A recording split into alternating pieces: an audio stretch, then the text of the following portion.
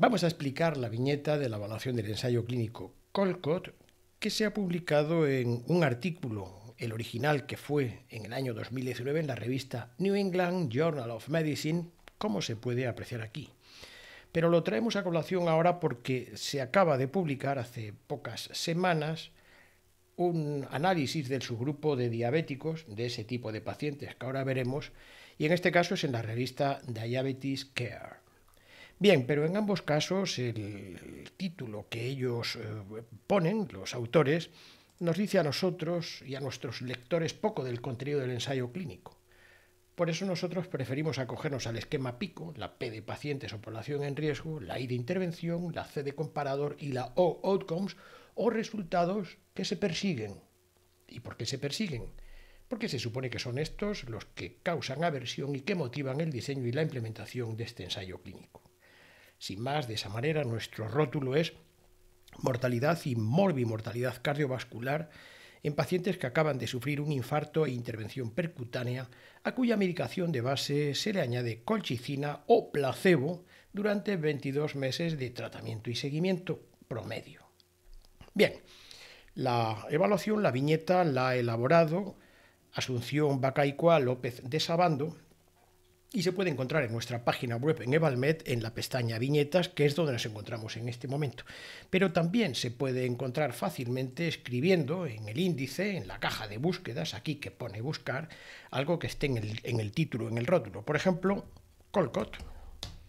Y efectivamente aquí está, Alehop. Se puede visitar en nuestra página web, aquí precisamente en este espacio, se puede leer todo aquí, pero hay quien preferirá quizá descargar el PDF porque le resulta más cómoda la lectura. Puede hacerlo desde aquí.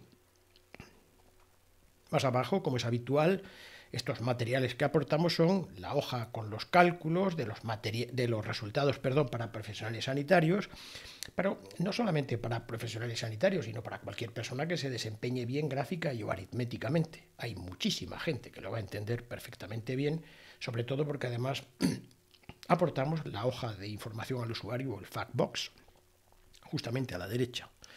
Un poquito más abajo es habitual que situemos el suplemento 1, que son las características sociodemográficas y clínicas en el inicio, la línea basal o baseline, y un poquito más abajo el suplemento 2, que es habitual la estimación de la validez o verosimilitud de los resultados o evidencias, ayudándonos de un test grade modificado por nosotros.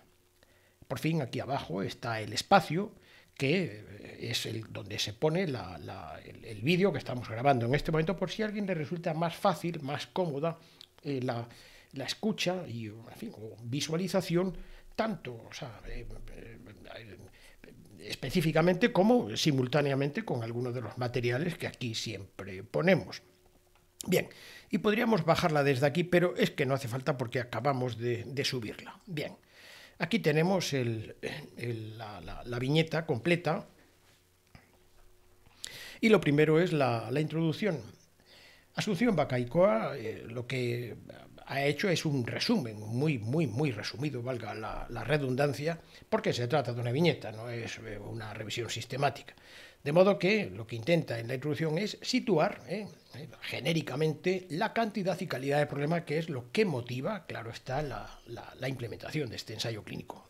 Por eso voy a leerla literalmente. Colchicina es un medicamento antiinflamatorio potente, económico y administrado por vía oral.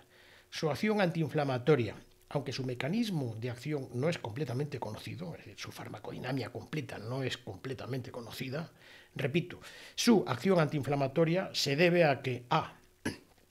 Inhibe la polimerización de la tubulina y la generación de microtúbulos, por la acción que tienen en la inflamación. Esta inhibición es en parte lo que se debe el efecto antiinflamatorio, y también se debe posiblemente, tal como decimos aquí en el B, también posiblemente se debe a que actúa sobre las moléculas de adhesión celular, las quimiocinas inflamatorias y el inflamasoma. Debido a que los síndromes coronarios agudos se asocian con mayores riesgos de eventos recurrentes e inflamación exacerbada, colchicina podría reducir los eventos cardiovasculares sin aumentar los efectos adversos. Bien, el ensayo Colcott se ha diseñado por entidades públicas e implementado para averiguarlo en pacientes que acaban de sufrir un infarto agudo de miocardio e intervención percutánea. Muy bien. El objetivo es volver casi a decir lo que está en el rótulo, porque es siempre el objetivo, lo escribimos en la forma pico, con ese esquema, ¿no?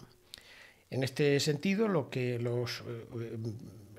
objetivo de los investigadores fue comparar el primer evento de una variable combinada, es el primer evento que suceda de una de estas. Bien, es comparar el primer evento de mortalidad cardiovascular, paro cardíaco reanimado, infarto de miocardio, ictus u hospitalización por angina que requiere revascularización coronaria, es decir, primer evento de alguna de estas, de cualquiera de estas variables individuales, en pacientes de 61 años que acaban de sufrir un infarto e intervención percutánea, a cuya medicación de base se le añade colchicina frente a placebo durante un tiempo de tratamiento y seguimiento que resultó ser de 22 meses. Bien, en cuanto a los métodos, solamente vamos a decir el diseño, porque naturalmente si alguien quiere comprender todos los métodos que se suelen utilizar en la evaluación científica de los ensayos clínicos, lo tenemos en nuestro ciclo formativo, en nuestra página web, se ve perfectamente en docencia, ahí están todos los contenidos y además lo explicamos muy exhaustivamente. Bien. Es un ensayo clínico controlado y aleatorizado y multicéntrico y las variables de beneficios y de daños añadidos, de efectos adversos, se muestran en las tablas NNT1 los beneficios y en la tabla NNT2 los efectos adversos. Bien, en cuanto a los resultados, simplemente vamos a dejar que se muestren con los números, vamos a dejar que hablen los números, ¿no? De modo que entonces nosotros fiamos parte de la bondad de nuestra evaluación precisamente en nuestras formas de presentación de los resultados. Los términos se relacionan y se obtienen unos resultados que son fácilmente interpretables por cualquier lector que tenga, en fin, una mínima capacidad gráfica y aritmética y gráfica. Bien. Entonces, digamos, sencillamente, por hacer este resumen, que se evaluaron los 2.366 asignados a colchicina y 2.379 asignados a placebo durante una media de seguimiento de 22 meses. Aquí hay una llamada y ahora vamos a ver qué quiere decir. Bueno, lo vamos a decir justamente cuando leamos todo el párrafo. Los 7 factores clínicos, que son covariables, que van en la dirección del evento que vamos a medir, aquellos que son los que causan aversión y que motivan el diseño de este ensayo clínico, bueno, pues estos 7 factores deben ser explicativos, no deben de ser, sino que deben ser explicativos. Bueno, en este caso los 7 factores clínicos son covariables que van en la dirección del evento que midieron los investigadores en el inicio, lo que ya estamos en la baseline, la línea base, y estos vamos a verlo que estaban equilibrados con este tamaño de muestra, estos tamaños de 2.300 y 2.300 y pico.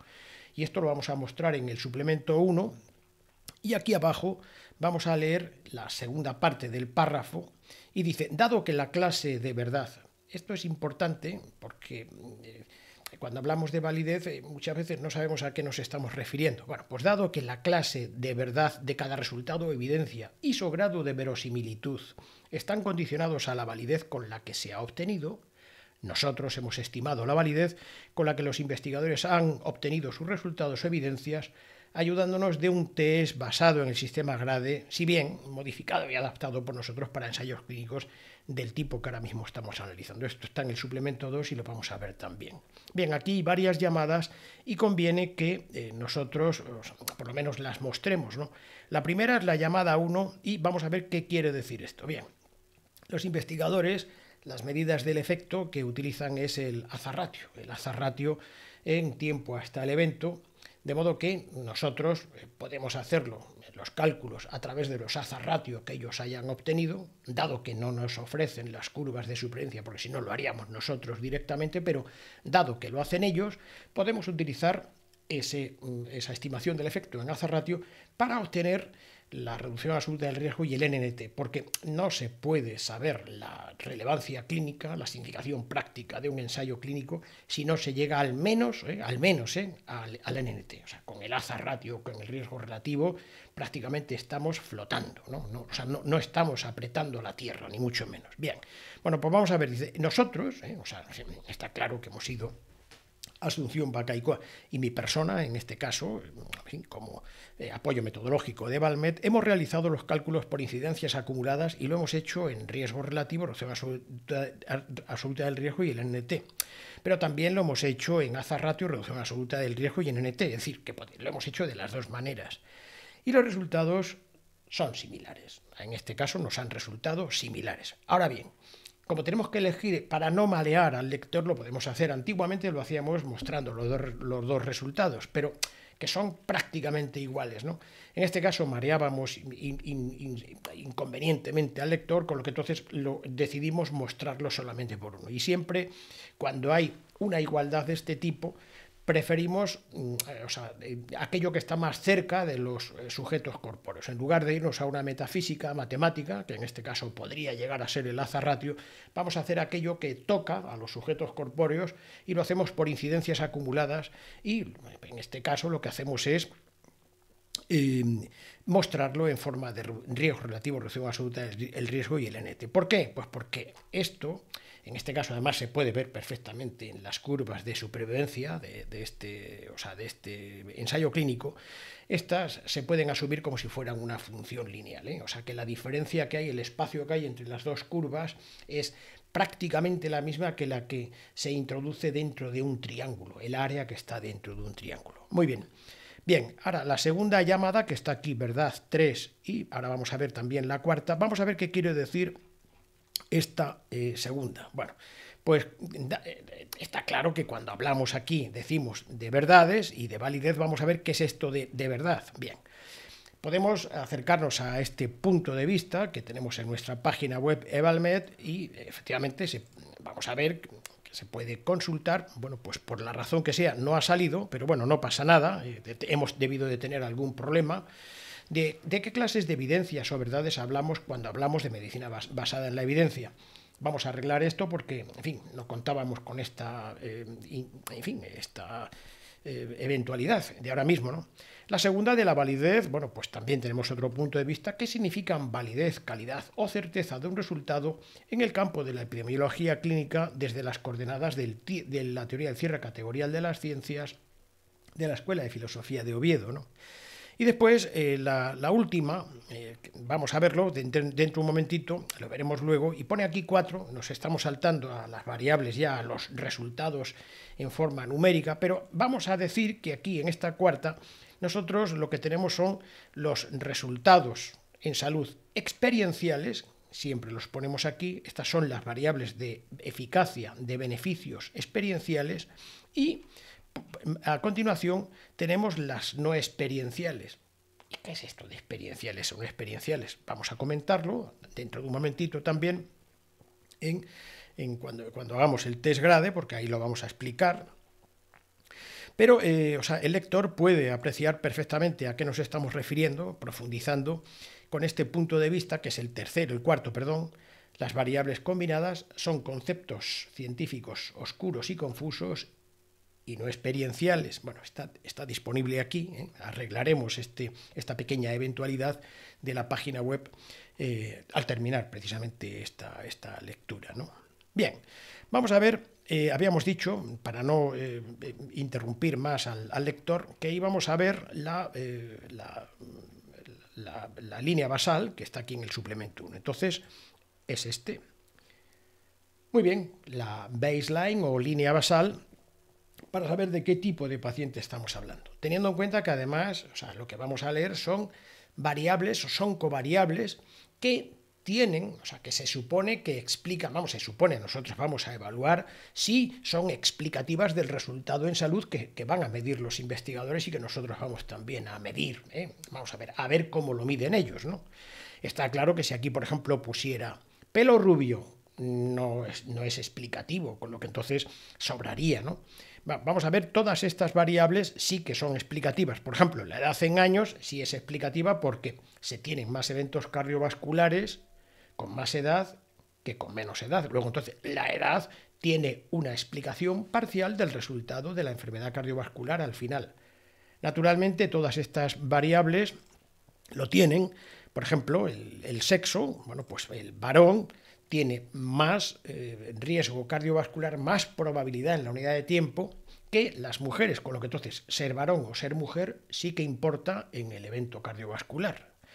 El índice de masa corporal, el fumador, todos estos son factores explicativos, covariables, ¿no?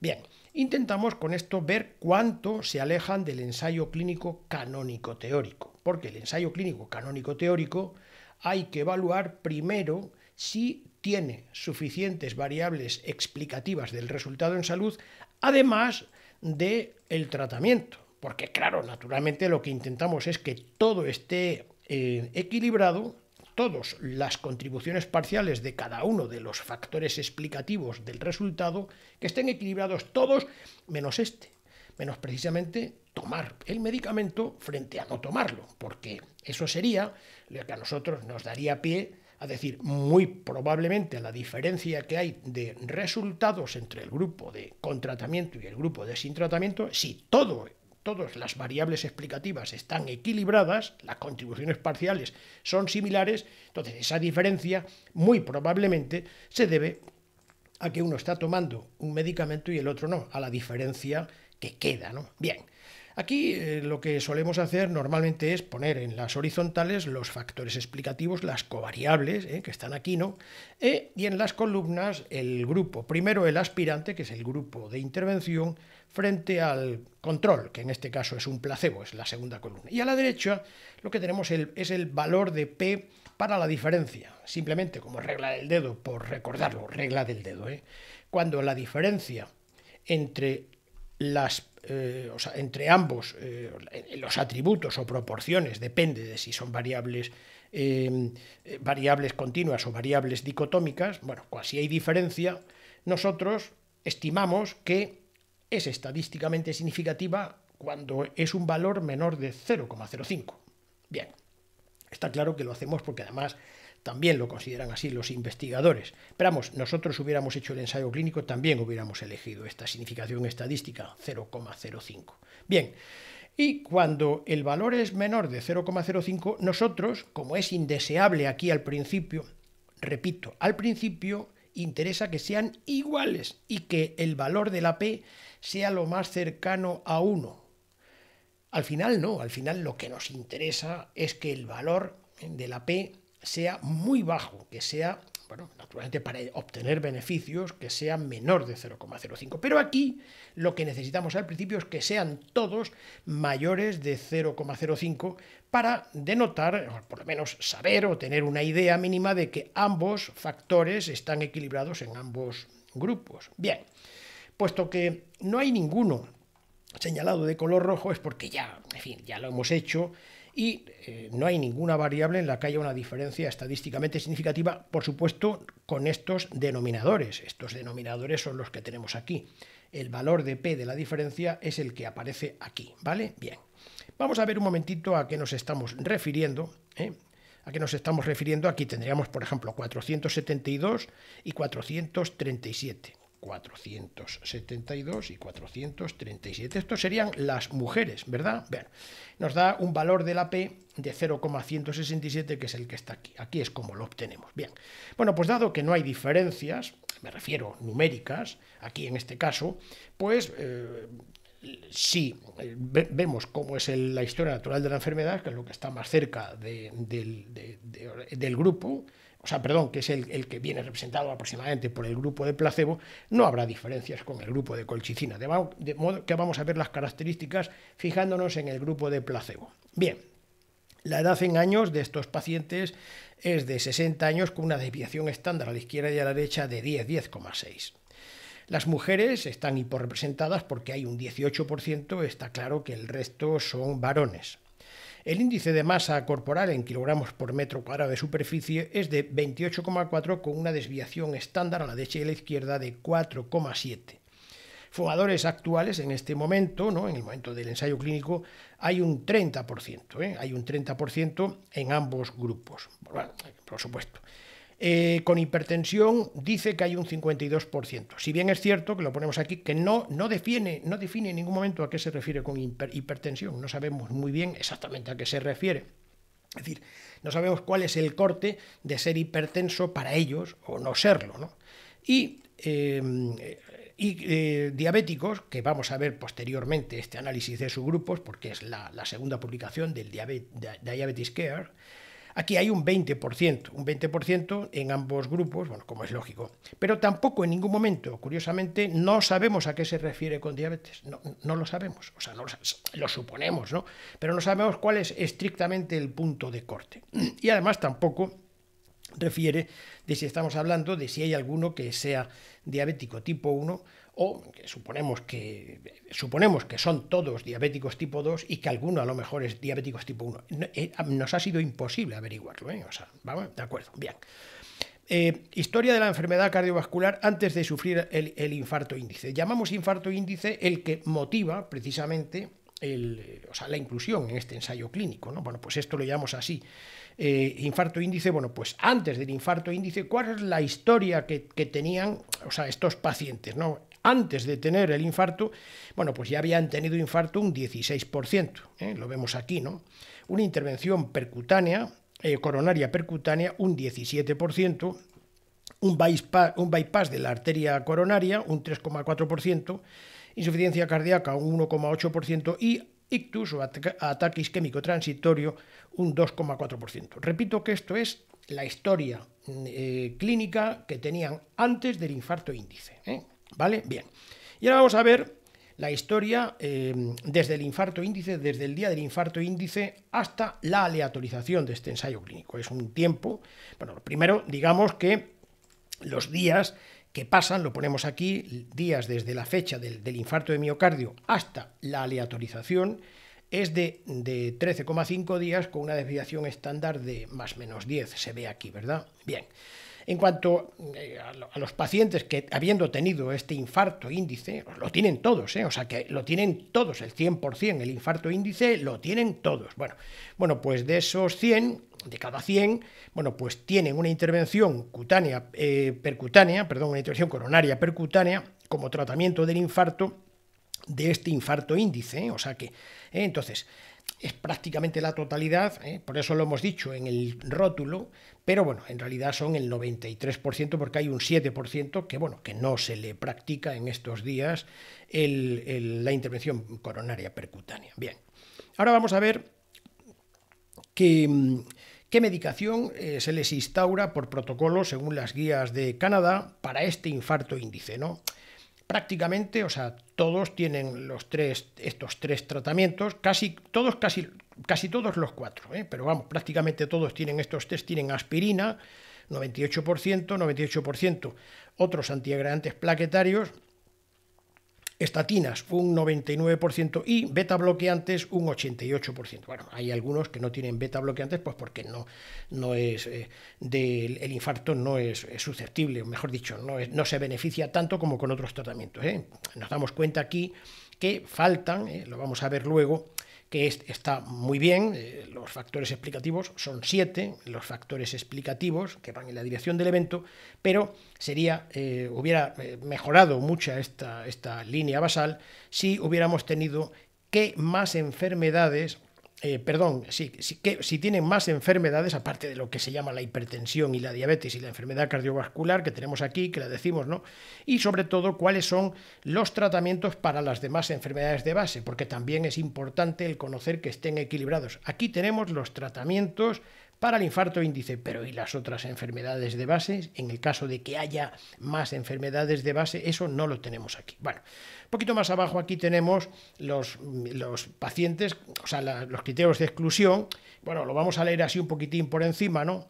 Fueron excluidos si tenían insuficiencia cardíaca grave, una fracción de eyección del ventrículo izquierdo inferior al 35%, accidente cerebrovascular en los 3 meses anteriores, un infarto de miocardio tipo 2, según las clasificaciones estas internacionales, cirugía por derivación coronaria en los 3 años anteriores o planificada, antecedentes de cáncer no cutáneo, enfermedad inflamatoria intestinal, en fin, están todos aquí porque efectivamente, bueno, pues estos también son factores que hay que quitarlos de modo, o sea, que están racionalizados todos estos, en este caso, de una manera negativa, para que no entren, ¿no? De modo que es también importante saber qué criterios de exclusión utilizaron los investigadores, ¿no? Bien. Hemos terminado con la baseline y se trata de pasar al test de validez de las evidencias o resultados. Y muy bien, y aquí está. Este es el test de la validez de los resultados mediante un test que nosotros hemos adaptado bastante, ¿no? Basado originariamente en la metodología GRADE. Sin embargo, bueno, nosotros lo hemos tenido que modificar precisamente porque o sea, estamos adscritos, ¿no? En este sentido, hemos tomado partido, ¿no? Por la teoría del cierre categorial de las ciencias y, en fin, nos hemos visto obligados a modificarlo sucintamente, sobre todo para mejorar la calidad de las verdades, ¿no? O sea, la calidad o la verosimilitud. Bien, vamos a ver, vamos a ir contestando las preguntas son así, está aquí, ¿no? Y entonces, bueno, lo que tenemos es precisamente, bueno, pues estas preguntas, porque se trata de ver con el test cuánto se alejan del ensayo clínico teórico canónico. Primero, lo que son las variables explicativas, son las variables explicativas las que están en la baseline, exhaustivas, o sea, son suficientemente exhaustivas para explicar el resultado, eso lo vamos a ver ahora. Naturalmente, si en la baseline no hubiera habido nada más que la edad, sería muy poco, muy pobre, nos alejaríamos mucho del ensayo clínico canónico teórico.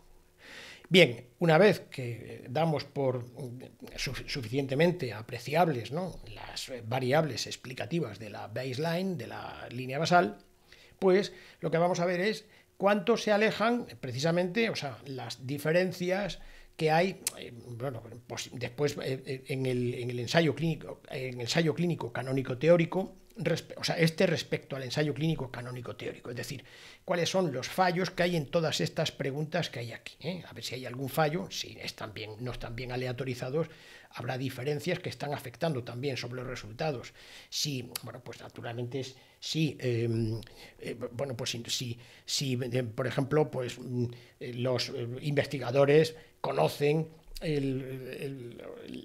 la asignación a cada grupo, pues se pueden generar un efecto placebo, en fin, todo esto que lo explicamos, como hemos dicho, en nuestro punto de vista, como hemos referido hace un momentito. Bien, la pregunta pico es clara y precisa, es decir, es clara y precisa en la identificación de la población, la P, de los pacientes en riesgo o población en riesgo, la I de intervención, la C de comparador y la O, outcomes o resultados que van a medirse, bueno, pues sí es clara y precisa en la P, pacientes en riesgo, en la línea basal, en la I también, la intervención y el comparador, pero no en la O de outcomes o resultados que se persiguen, pues el objetivo es comparar el primer evento de mortalidad cardiovascular, ya lo hemos visto, paro cardíaco reanimado, infarto de miocardio, ictus, hospitalización por angina que requiere revascularización coronaria, es decir, es una variable combinada muy larga con 5 variables individuales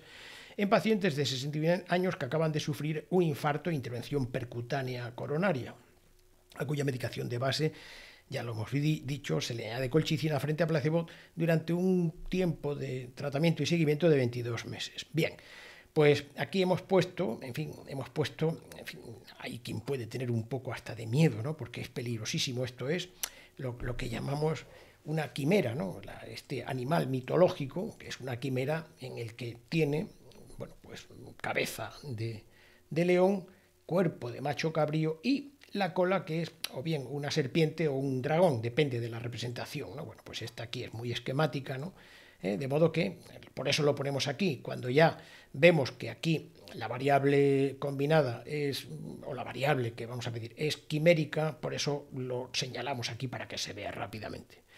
La variable combinada primer evento de todo esto que decimos aquí, de estas 5 variables individuales, aunque matemáticamente sea válida para calcular el tamaño de la muestra, naturalmente, el problema lo tienen los investigadores cuando además, en fin, del tamaño de la muestra, que esto lo que hace es que achica el tamaño de la muestra, se encuentran con que tienen un éxito matemático aquí. Es decir, una diferencia estadísticamente significativa. La dificultad está en luego explicarlo sobre los sujetos corpóreos, porque en realidad no pueden hacerlo. Creen que pueden, pero no pueden. Bien, vamos a ver.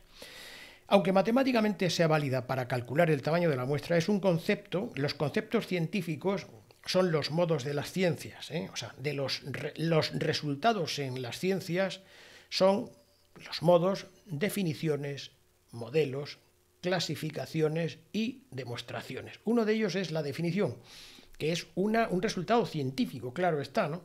Y ese tiene que ser claro y distinto. No puede ser lo contrario, oscuro y confuso, porque si no, entonces no es un concepto científico, es un fenómeno, pero no un concepto científico que sea, de alguna manera, universal y esencial, sino que sería fenoménico. Son fenómenos que se observan de una manera o de otra, pero no son esenciales. Bien, entonces, este concepto científico es oscuro y confuso, la variable combinada, y además es no experiencial, esto como segundo, por quimérica, o sea, decir, ¿por qué? Pues con el número formal de un evento, si decimos, ha habido un evento de qué? Bueno, pues nosotros lo hemos puesto aquí, haciendo un apócope, un evento de Morceviamictus recorreanim, porque hemos hecho pues un acrónimo que tenemos aquí de la sinéresis de todo esto, ¿no? Bien, pues con el número formal de un evento no se sabe si un paciente está vivo o está muerto, está en mortalidad cardiovascular o está en una revascularización coronaria y no se sabe si tiene un ictus incapacitante o una revascularización. De modo que no existe ninguna experiencia humana de Morceviamictus recorreanim, porque naturalmente los seres humanos experimentan la muerte y no pueden experimentar lo mismo la muerte que la no muerte. Y cuando decimos que ha habido un evento de Morceviamictus recorreanim, pues naturalmente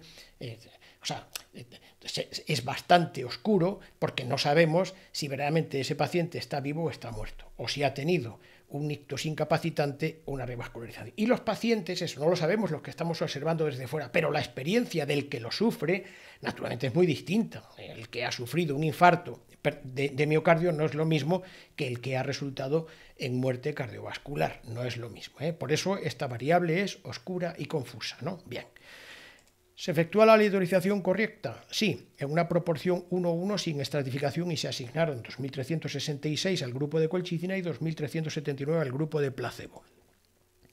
¿La asignación fue oculta para los reclutadores? Sí.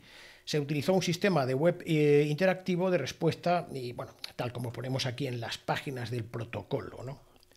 ¿Estaban equilibrados los factores pronósticos en el inicio, la baseline, la línea basal? Ya lo hemos visto. Sí. Los 7 factores clínicos, estas covariables que midieron los investigadores en el inicio, pues sí estaban equilibrados con este tamaño de muestra, porque el denominador aquí sí importa también, ¿no?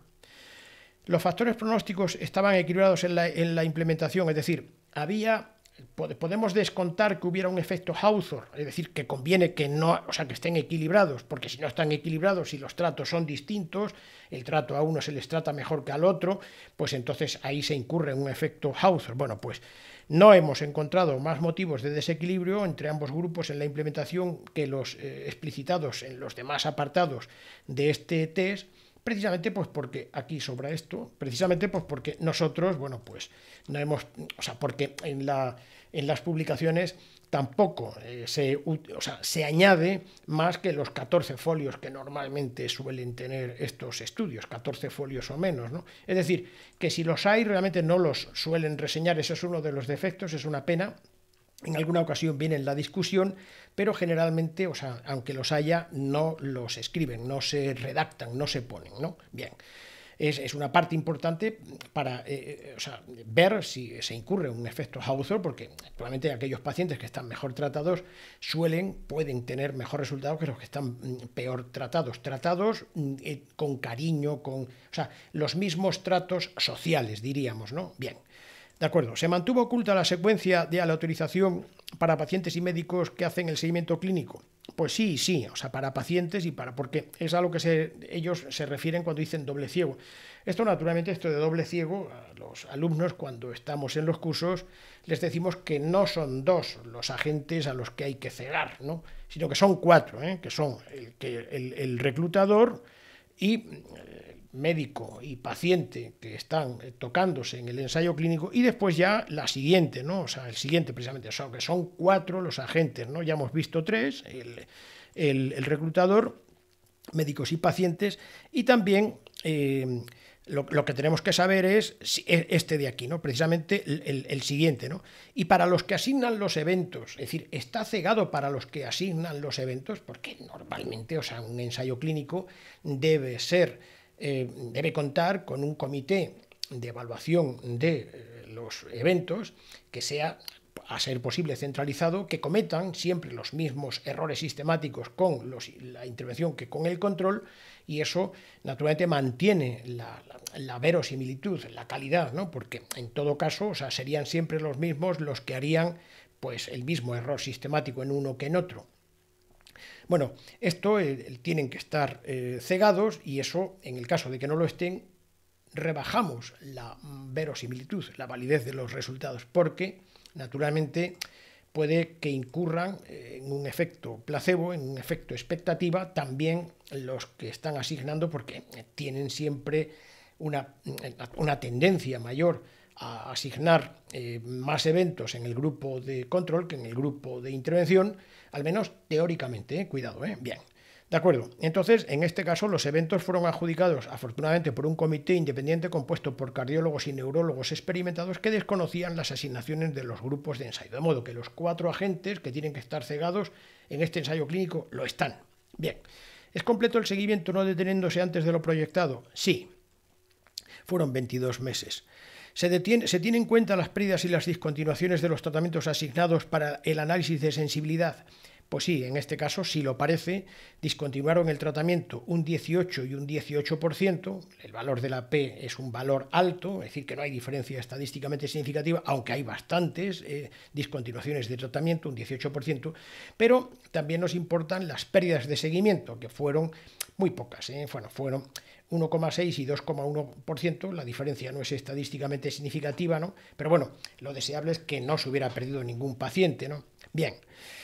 ¿Se hacen los cálculos por intención de tratar y o por protocolo? Bueno, pues entonces las variables de eficacia, vamos a ponerlo aquí, se calcularon según el criterio por intención de tratar, es decir, que se contabilizan los eventos de acuerdo al grupo en el que están asignados. En el inicio, pase lo que pase, naturalmente, ¿no? Bien, los efectos adversos se registran que registran los investigadores son los de los pacientes que toman al menos una dosis de colchicina o placebo, ¿vale? O sea, entonces, estos son por intención de tratar, y estos es los que toman nada más que una dosis, al menos el que toma una sola dosis entra en el cómputo de los efectos adversos.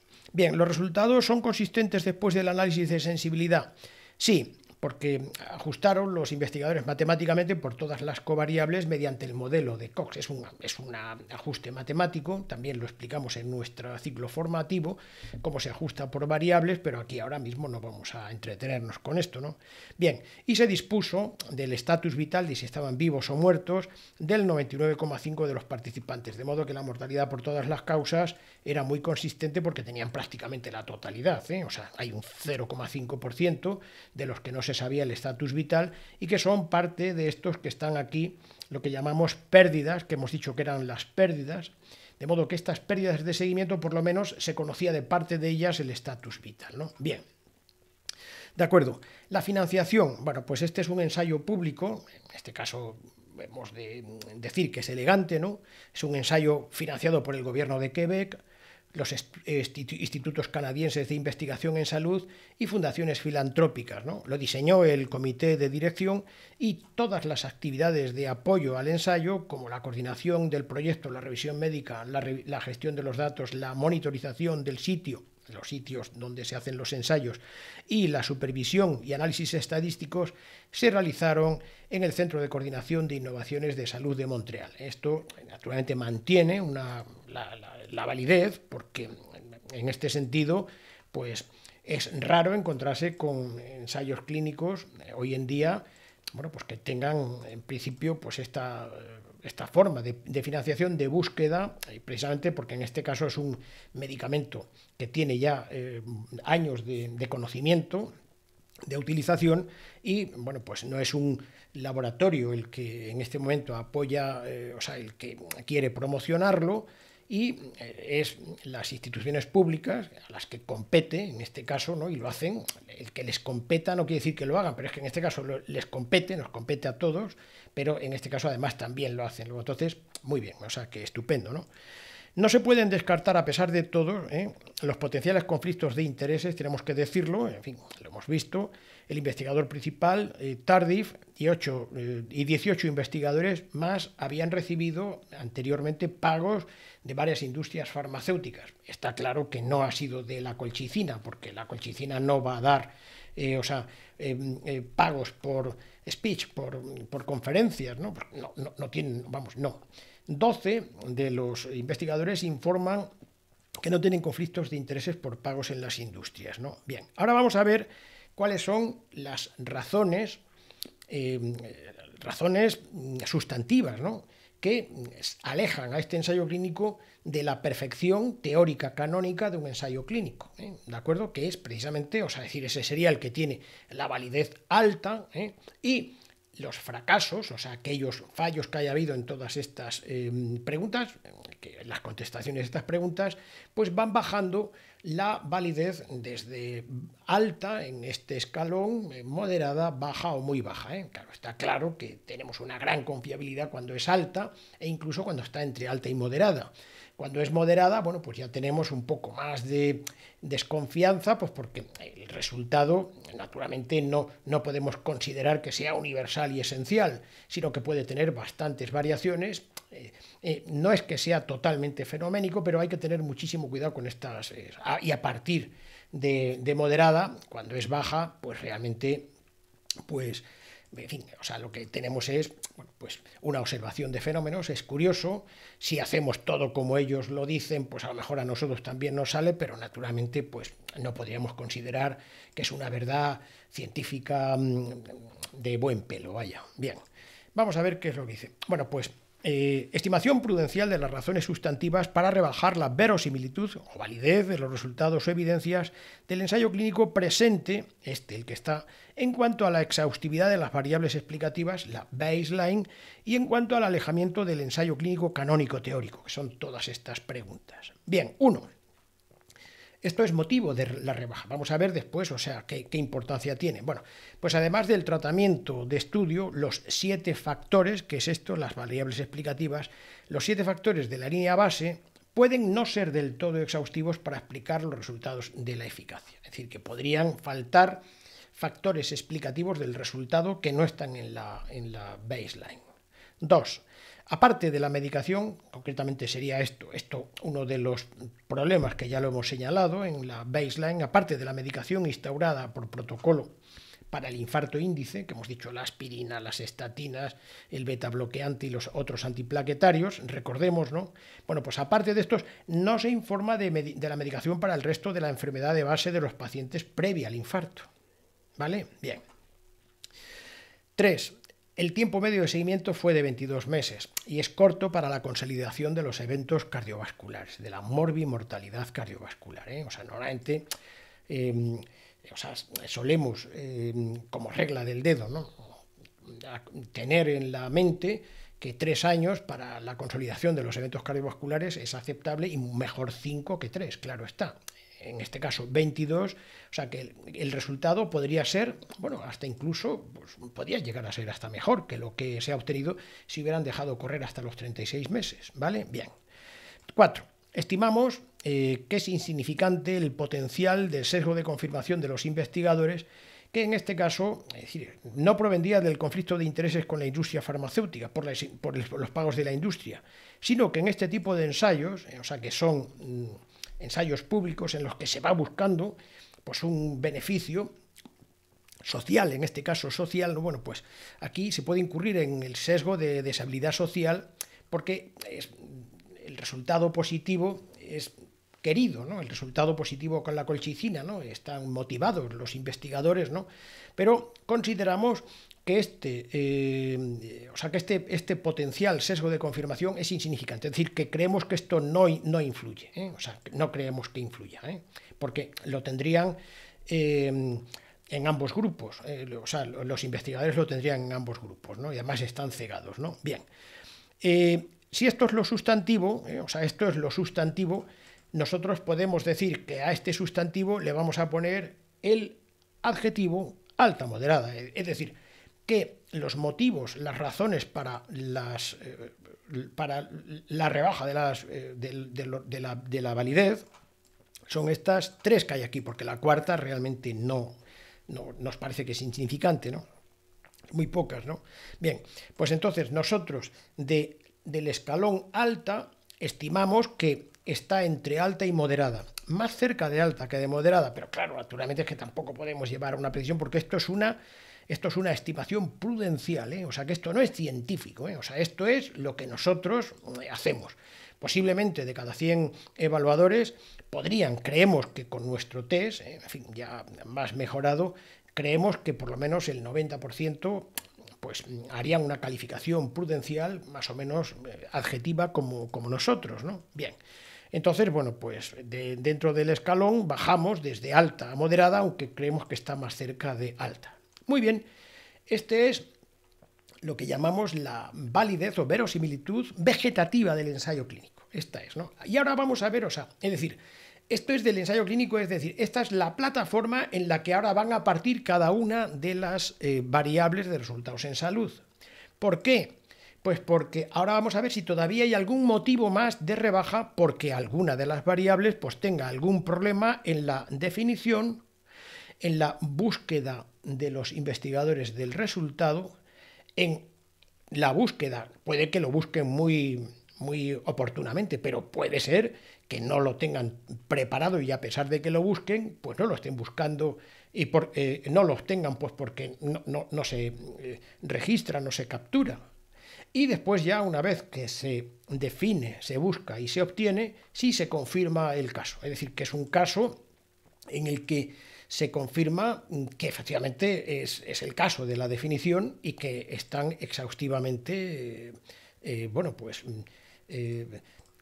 por así decir, capturados, ¿no? Bien, si alguna de las variables tiene algún problema de estos, o sea, desde esta base, que es la vegetativa para todas las variables, hay que entonces rebajarle todavía más la validez del resultado. Bien, bueno, pues primero solemos poner las variables experienciales y luego las no experienciales. Bueno, pues dentro de las variables experienciales consideramos que no ha habido motivos de rebaja en la definición, búsqueda, obtención y confirmación del caso en todas estas variables individuales, en estas 7 variables individuales, ¿no? Que son la mortalidad por cualquier causa, la mortalidad cardiovascular, el paro cardíaco reanimado, el infarto de miocardio, el ictus, la hospitalización por angina que requiere revascularización coronaria y la fibrilación auricular. De modo que mantienen la validez vegetativa alta moderada. Ahora bien,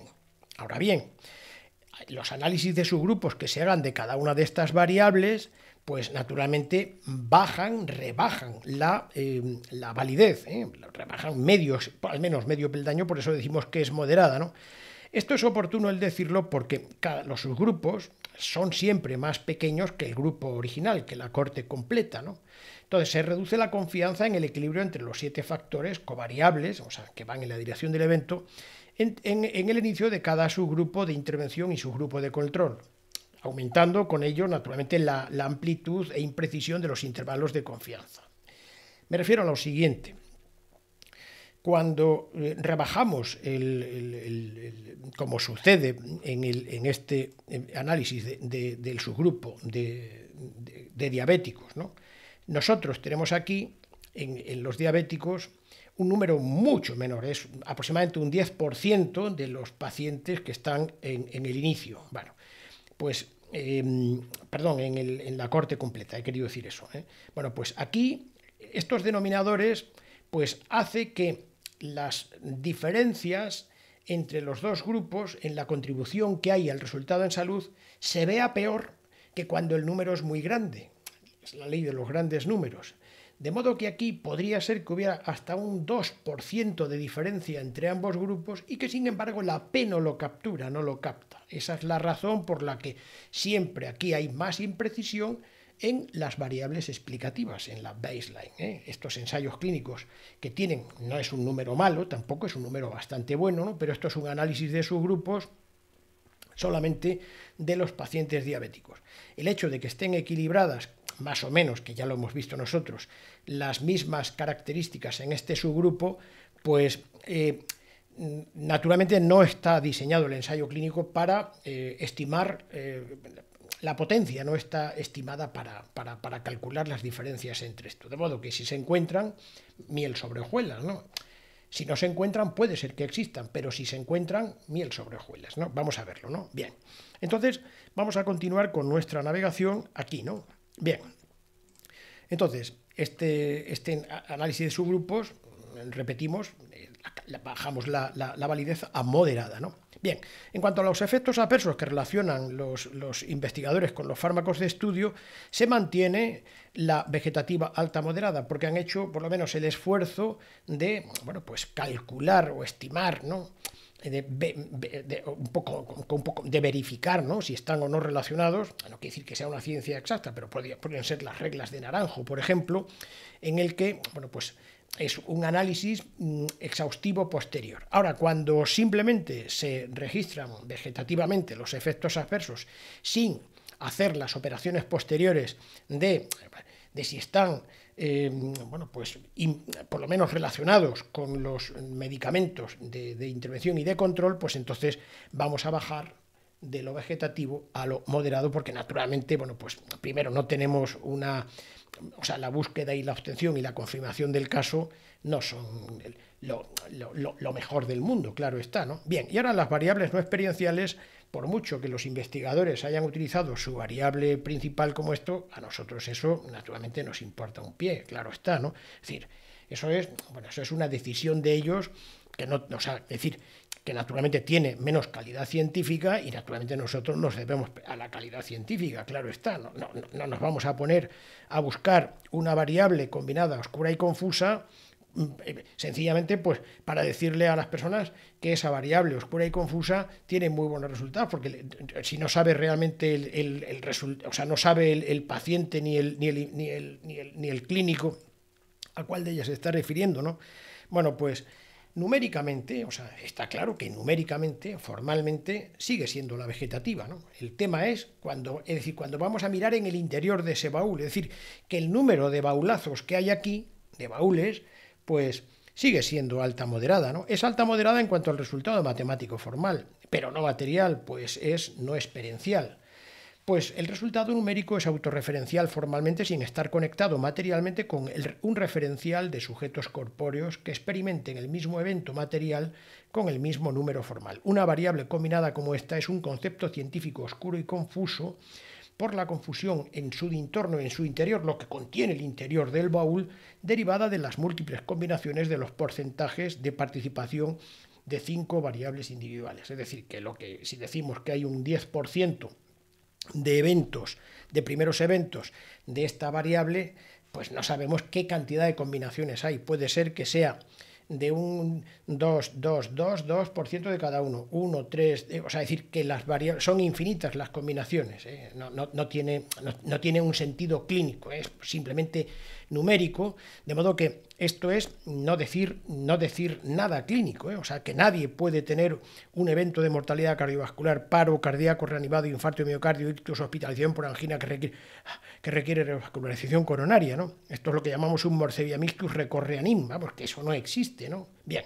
Pero además de eso, es una apariencia falaz de presencia de beneficio, pues aparenta tener beneficio, y ahora lo veremos en los resultados, aparenta tener beneficio en la mortalidad cardiovascular, en el paro cardíaco reanimado y en el infarto agudo de miocardio. a pesar de que no lo han mostrado como variables individuales, de modo que connotativamente arrastran como que es que tiene eficacia sobre todo esto, cuando lo único que han demostrado en el ensayo clínico es que la van a tener, lo vamos a ver, lo tienen en el ictus y en la hospitalización, pero no en la mortalidad cardiovascular, en el paro cardíaco ni en el infarto agudo de miocardio. Esto es oscuro y confuso y no hace más que confundir muy improductivamente a los clínicos, ¿no? Bien, naturalmente decimos lo mismo con los análisis de subgrupos, puesto que vamos a ver un momentito el subgrupo de diabéticos que se publica en la revista Diabetes Care, y bueno, pues naturalmente, que si este es alta moderada, formalmente, numéricamente, pero eso no es lo material, sino formalmente, ¿no? Bueno, pues aquí decimos lo mismo que hemos dicho un poco más arriba, pero arrastrando, pues, todos los problemas que dan las variables confusas y oscuras y confusas, ¿no? Bien, pues muy bien, pues hemos terminado con exhaustivamente, creo yo, ¿no? Con la validez de los resultados, y vamos a pasar ya a los resultados. Vamos a ver cómo lo tenemos aquí estructurado. Repetimos, vamos a verlo un momentito, vamos a hacerlo así para que se vea. Lo primero es, siempre ponemos las variables de beneficio, solemos ponerlo así, y lo primero que ponemos en las variables de beneficio son aquellas que son experienciales, es decir, variables que tengan una buena definición, pero que sea de experiencia humana, ¿no? De experiencia humana, ¿no? Bien, que no sean metafísicas, idealistas, que sean corpóreas, ¿no? Bien. Entonces ponemos aquí las variables de resultados de los beneficios experienciales. Debajo las no experienciales y normalmente los efectos adversos informados por los investigadores. Los efectos adversos podríamos también distinguirlos en experienciales y no experienciales. Aquí no lo hacemos porque no está diseñado el ensayo clínico para los efectos adversos, siempre tienen bastante más limitaciones, ¿no? Bien, pero vamos, en todo caso, la mayoría de los efectos adversos son experienciales, ¿no? Bien, y es lo que nosotros... Y después tenemos aquí las variables intermedias o de laboratorio, pero en este caso es que no las informan, ¿no? No las informan ni tampoco en el suplemento, lo hemos visto, ¿no? O sea que no las informan. Pero bueno, está claro que sí que es cierto que nos ha dado confianza el hecho de que están los grupos, de que están evaluados por este comité de cardiólogos y neurólogos, y tenemos más o menos, creemos que de las lecturas se desprende que también miran las variables de laboratorio, aunque deberían haberlo dicho, a pesar de que tiene una muy buena calidad el ensayo clínico, pero esto es un pequeño defecto que, a pesar de toda la literatura que han escrito, esto no lo han puesto. Bien, entonces vamos a ver ahora ya las variables en la hoja de cálculo que está aquí. Bien, esta es nuestra hoja de cálculo habitual, y lo hemos hecho por hazard ratio y lo hemos hecho por riesgo ratio por incidencias acumuladas, ¿no? El hecho de que lo hagamos por incidencias acumuladas es porque se ve mejor, podemos hacerlo de las dos, si es que tenemos las dos, las hemos construido precisamente para esto, ¿no? Bien, entonces, aquí tenemos las variables experienciales, el primero, que son todas individuales, y aquí las variables no experienciales, ¿no? Decir, que por favor, que nadie vaya como si fuera siguiendo un cencerro lo que dicen los investigadores con las variables combinadas.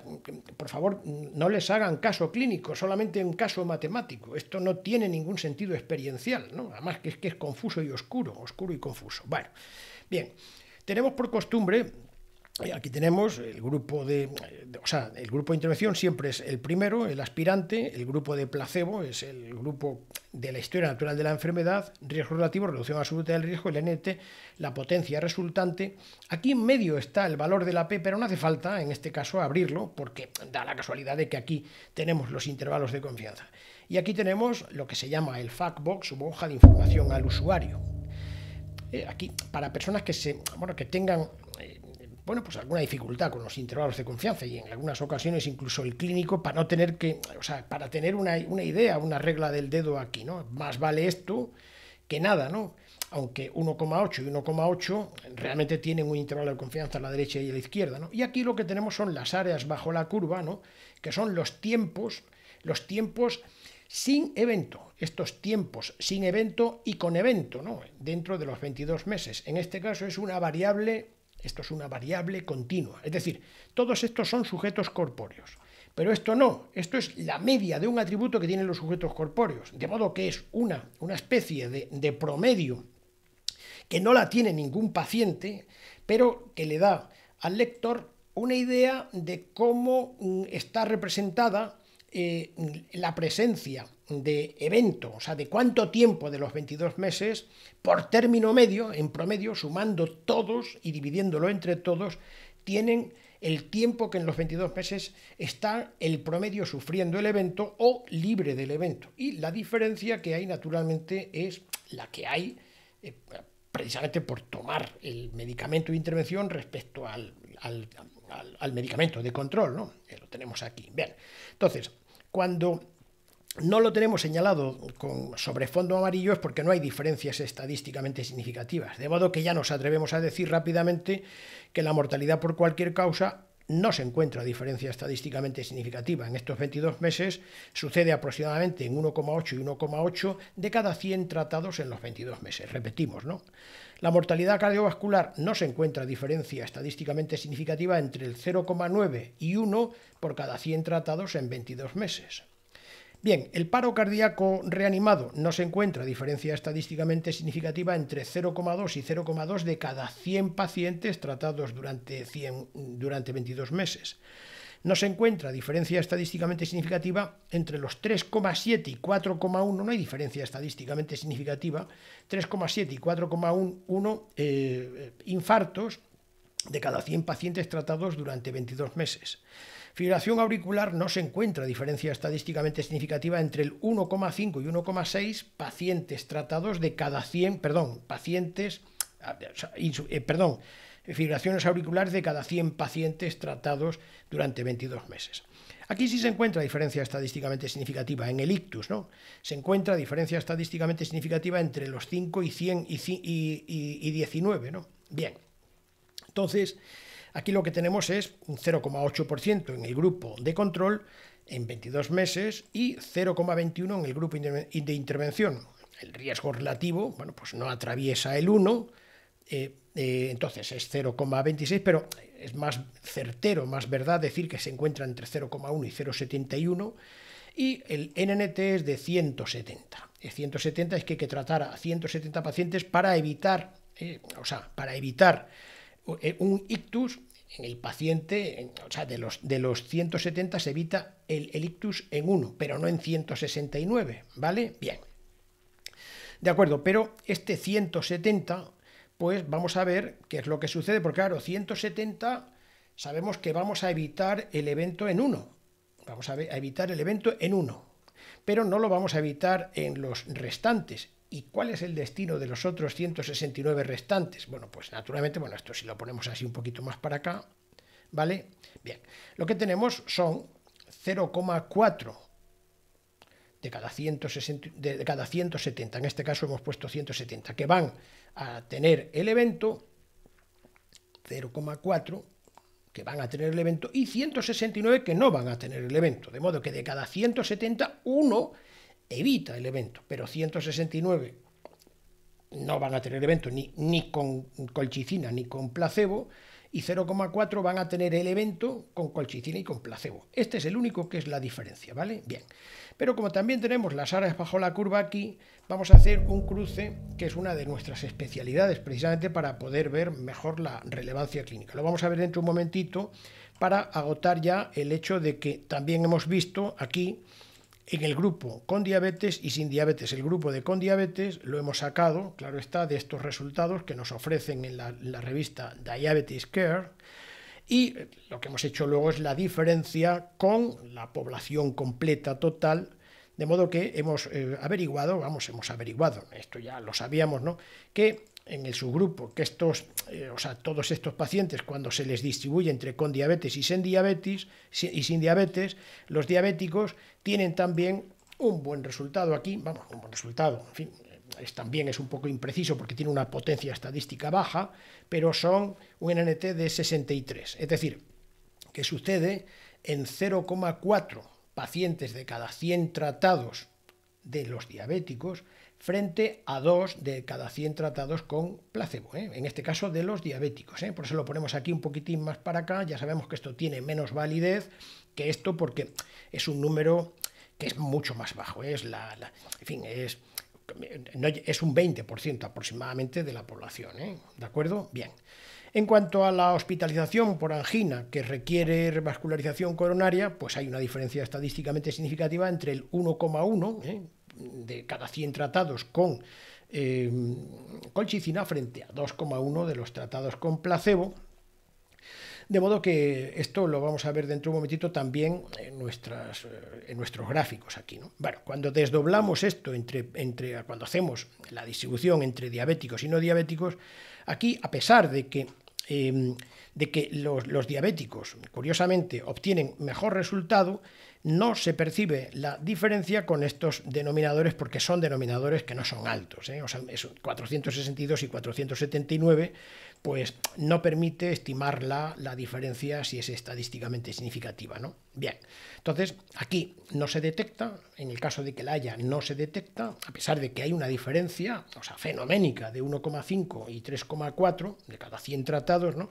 Y sin embargo, en el grupo sin diabetes, a pesar de que el resultado es incluso un poquito peor que con diabetes, en principio me estoy refiriendo a lo que es el riesgo relativo, ¿no? Pues a pesar de eso, pues la diferencia sí es estadísticamente significativa. Es cierto que con una potencia menor del 80% es baja, ¿no? De modo que bueno, que aquí está, ¿no? Esto amerita el que se estudie en un grupo mayor, claro está, porque sería deseable el conocer esto en los diabéticos, si efectivamente también se reduce la hospitalización por angina, puesto que el resultado aquí no es concluyente. Muy bien. En cuanto a las variables experienciales, no experienciales, bueno, pues está claro que tenemos un resultado favorable a un primer evento con colchicina, 5,5 frente a 7,1 de cada 100 tratados, con un NNT de 62. Hay que tratar a 62 para evitar un primer evento de alguno de estos, no sabemos, en uno de cada 62, pero no en 61 de cada 62, también para que lo veamos. Entonces, esto realmente nos dice poco, porque está claro, ya lo vemos aquí, que da la apariencia de que la mortalidad cardiovascular, todos estos están funcionando, pero sin embargo la mortalidad cardiovascular no funcionó, el paro cardíaco tampoco, el infarto de miocardio tampoco, entonces es una apariencia falaz de presencia de beneficios que no los ha demostrado. No decimos que no los tenga, pero no los ha demostrado, cuidado, ¿de acuerdo? Bien. Vamos a ver por qué. Al tener aquí el ictus, vamos a ver en esta representación, aquí tenemos el NNT, aquí tenemos los tres destinos del NNT, 1, 1 y 168 de cada 170, y estos son los tres tiempos, lo que llamamos los tres tiempos biográficos, que es esto que decimos el tiempo que permanece con o sin evento, la media, el promedio. Estos son sujetos corpóreos y este es un atributo promedio entre todos ellos. Esto es una variable continua. Aquí no hay sujetos corpóreos, no son sujetos corpóreos, porque esto es la media de todos los sujetos corpóreos, ¿vale? Bien. Entonces vamos a ver, al mezclar, al distribuir uno sobre otro, nos encontramos con que el grupo de intervención, estos son los 22 meses, y cada casilla es un paciente y un mes. Entonces esto es lo que se llama el paciente mes, pero bueno, es un paciente, lo que le sucede a un paciente durante un mes, porque los pacientes están aquí. Vamos a poner aquí los 170, aquí están los 170, ¿verdad? Y este es el grupo de intervención, es una columna prácticamente, es una columna tan alta como las columnas estas como las torres gemelas, desgraciadamente ya no están, pero bueno, vamos a verlo aquí, ¿no? Y aquí son, cada paciente pues va recorriendo su mes. Bueno, pues lo que nos está diciendo esto de aquí es que hay un paciente, que es este de aquí, que va a tener el evento, no al principio, por eso es verde, sino que lo tendrá en algún momento. ¿Y cuándo lo va a tener? Eso lo descubrimos al afectar a este 1 de este tiempo promedio en el que tienen el evento. O sea que interaccionando este con este, obtenemos este resultado. Y es que este paciente va a mantenerse sin el evento de ictus, que estamos hablando del ictus, en el primer mes lo atraviesa, aquí está, venga, y lo atraviesa, sin, ahora y vaya, lástima, tiene el evento en el mes 7. Al final del mes 7, al comenzar el mes 8, ya tiene el evento, hasta el final, claro está, ¿no? Bien. Ahora, estos 168 no tienen el evento en ningún momento de estos 22 meses, con la colchicina. Otro tanto sucede, se me ha olvidado decirlo, otro tanto sucede con el placebo. O sea que en estos dos que acabo de decir se comportan exactamente igual. En el rojo, que también sucede con el grupo de placebo, incurre en el evento después del 7º mes, igual con colchicina que con placebo, y la única diferencia es en este paciente, en el paciente que es el paciente 169, que con colchicina atraviesa los 22 meses sin evento. Venga, bien, no sabemos lo que pasará en el mes número 23, pero en los 22 meses no lo ha... O sea, no ha incurrido en el evento. A ver si soy capaz de ver esto. ¿Dónde tengo el...? Bueno, pues he perdido el... Ah, está aquí, ¿no? Bien. Mientras que en el grupo de placebo, este paciente 169 empieza sin tener el ictus y va atravesando el primero, el segundo, el tercero, el cuarto, el quinto, el sexto, séptimo, octavo, noveno, décimo, y en el 11º prorrumpe en el evento. Luego, entonces... Esto es lo que hay de diferencias, ¿no? Es decir, la diferencia, en fin, esta es la diferencia que hay entre un grupo y otro, que es solamente en ese paciente número 169, ¿vale? Bien. En cuanto a la revascularización coronaria, si hacemos el mismo ejercicio, aquí en este caso son el NNT es 96 y hay dos pacientes que van a tener el evento con colchicina a partir del mes número 11, como promedio, ¿no? Naturalmente, eso es lo mismo que sucede con el placebo, estos dos pacientes que empiezan verdes sin evento y que prorrumpen el evento en el mes al terminar el mes número 11, son iguales con placebo que con colchicina. De la misma manera, estos 93 que están aquí debajo se mantienen sin el evento durante los 22 meses, tanto con la colchicina como con el placebo. Aquí están, ¿verdad?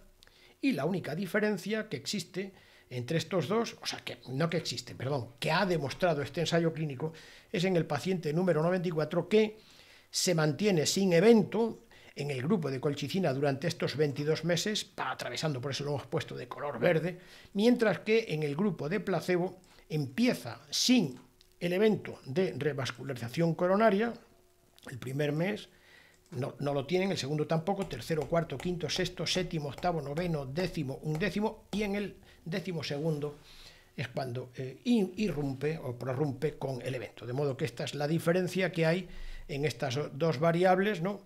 Porque en las demás variables, bueno, pues no hay una diferencia estadísticamente significativa en las cohortes completas, ¿no? Bien, no vamos a mostrar esta variable, pues porque tiene poco sentido, aparte de que, bueno, de que la potencia estadística también es pequeña.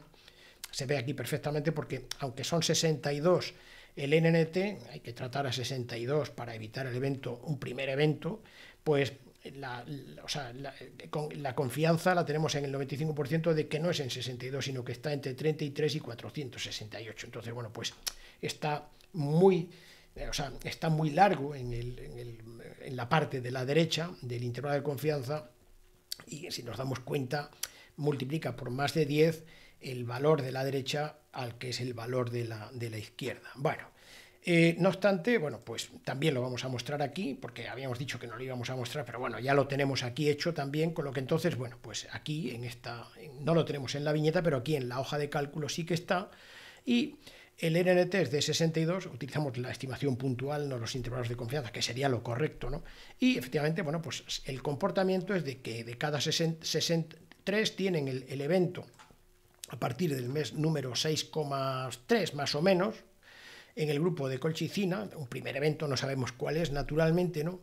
Y 58 no lo tienen ni con la intervención ni con el control. La única diferencia sería en el grupo, en el paciente número 59 de cada 62, que, bueno, pues aquí no tienen ningún primer evento en los 22 meses, este paciente número 59, mientras que tiene un primer evento que no sabemos de qué es, o sea, no sabemos de qué evento es este de aquí, si es la mortalidad, si es el ictus, no lo sabemos, ¿no?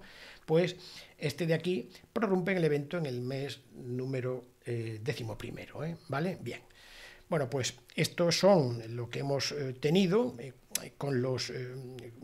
vamos a recordar, de todas maneras, que es apreciable el hecho de que en el ictus el grupo de diabetes, bueno, pues tiene un NNT de 63, pero repetimos también tiene poca potencia estadística, se ve perfectamente que en los intervalos de confianza va de 52 a 2138 y esto, naturalmente, esto es prometedor, pero hay que hacer un ensayo clínico porque esto, en fin, nos da el ímpetu de hacerlo porque hay muchísimos pacientes diabéticos que se podrían beneficiar de un medicamento tan barato, tan ubicuo y tan sencillo como este y tan conocido, y con pocos efectos adversos como veamos ahora mismo, ¿no? Y también, naturalmente, en la hospitalización. En las demás variables sería como aquí esto amerita que se haga un ensayo clínico, por lo menos con un número muy parecido a este, 2.300 y 2.300 pacientes, porque en el subgrupo de 462 y 497 no se puede apreciar bien, ¿vale? Bien.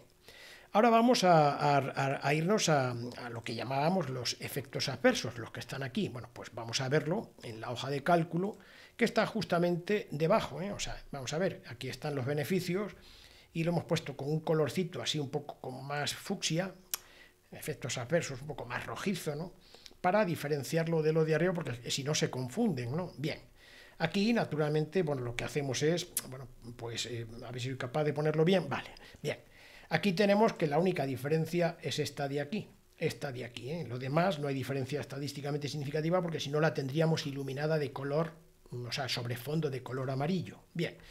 Los efectos adversos relacionados con los fármacos de estudio de todos los tipos, o sea, de todas las patologías y de todos los grados, es decir, graves, moderados y leves, pues se suceden en 16 y 16 de cada 100 tratados durante los 22 meses. Aquí hay una igualdad. Bien, pero esto dice poco porque realmente esto es un brochazo, esto es un centón, porque aquí no sabemos si están relacionados, no están relacionados, si están mezclados los graves con los leves. Entonces, bueno, vamos a hacer aquí el despiece, el desmembramiento, que yo creo que es lo mejor, ¿no? Y aquí tenemos ya, bueno, los efectos adversos serious, en inglés se dice, bueno, vamos a dejar esto de serious y ponemos aquí graves, que es la forma en la que nosotros lo traducimos y que está aquí puesto en la chuleta a qué se refiere, pues suceden en 17 y 17, o sea que 17 y 17 de cada 100 tratados, ¿no? ¿Vale? ¿Por qué?